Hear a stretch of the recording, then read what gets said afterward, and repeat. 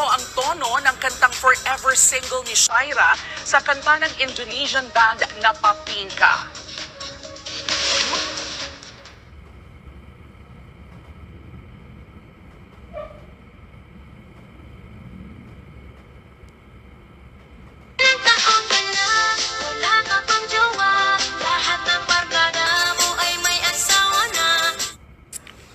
Nitong linggo lang nang burahin sa lahat ng streaming platforms ang kantang Selos ni Shaira dahil din sa issue ng copyright.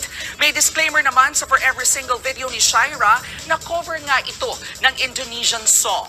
Sa ilalim ng batas, pinapayagan naman na mag-post ng cover ng mga kanta. Pero hindi ito pwedeng pagkakitaan o angkinin bilang sarili mong gawa.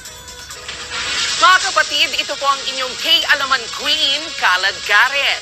Always remember na ang